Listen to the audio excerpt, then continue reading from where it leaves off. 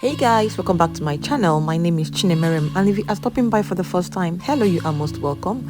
Please do well to like this video, share and subscribe to my channel.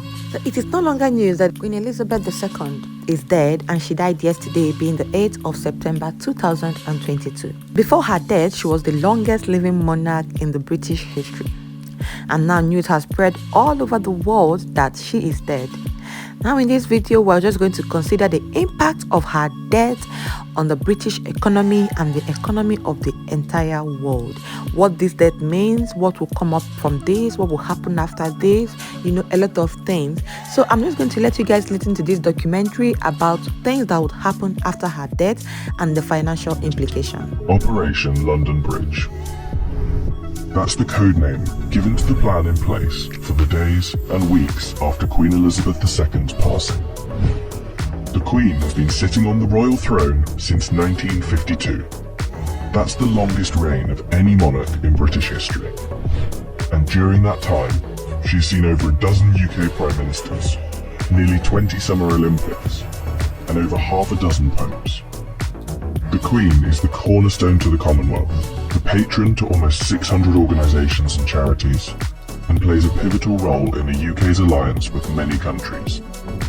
So her passing will bring about a lot of change. Not just for the United Kingdom, but potentially the world.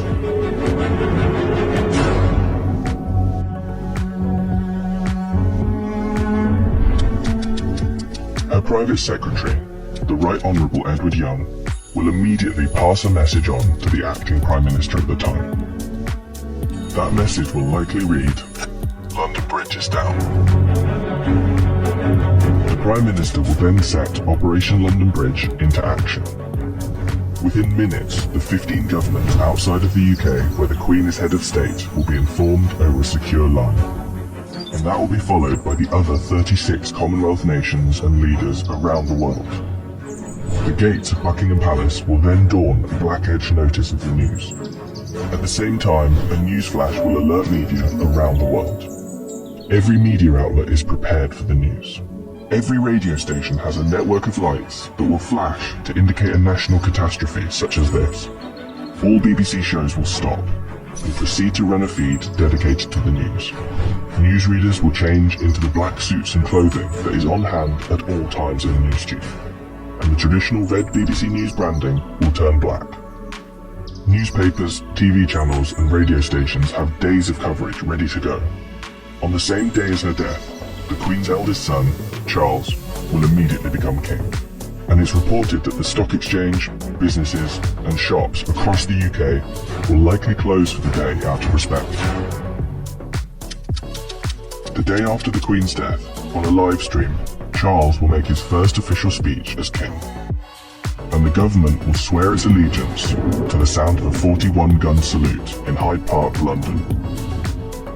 After that, King Charles, if this is the name he so chooses, will set off on a UK tour, visiting the leaders of government in the capitals of each country, Edinburgh, Belfast and Cardiff, before returning to London. During this period, TV channels will play the many documentaries already made in the Queen's honour, and the BBC will refrain from playing comedy shows as a sign of respect until after the funeral. 4 days after her death, the Queen's coffin will be led on a military procession from Buckingham Palace to Westminster Hall. Here she will lie in state over the next 4 days, and after which King Charles, family and dignitaries will pay their respects. Then the doors will open to likely hundreds of thousands of people queued up outside.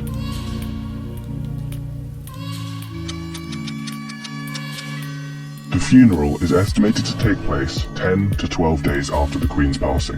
But one thing is certain, the day of the funeral will be an official bank holiday for the whole of the United Kingdom. The stock exchange will close for a second time in under 2 weeks, and many businesses will follow suit. At 11 AM sharp, the bells of Big Ben will chime, the country will fall silent, and the coffin will be brought inside Westminster Abbey, where 2,000 specially invited guests will bow their heads in prayer. After the service, the coffin will be taken to Windsor Castle, and then finally to St George's Chapel, where Queen Elizabeth II will likely be laid to rest next to her father, King George VI. Likely within a year after the funeral, an official coronation for King Charles will take place on yet another bank holiday.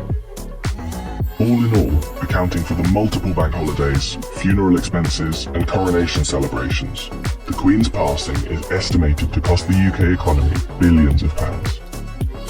In addition, hundreds of changes will happen across the UK in the months to come. New British currency will be printed with the King's portrait, and the Queen's currency will slowly be removed from use.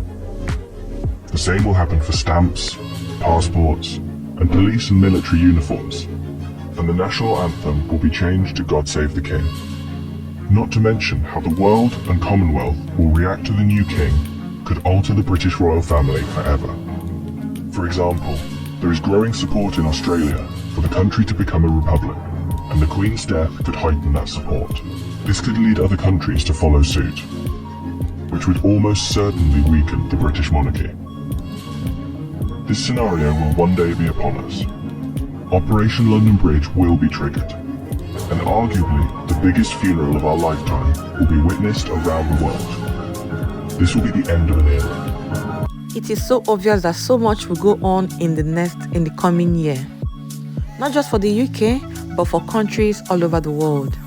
Now our prayer is that God will console the royal family and the British people in general. May the soul of the Queen and all the faithfully departed, through the mercy of God, rest in peace. Amen.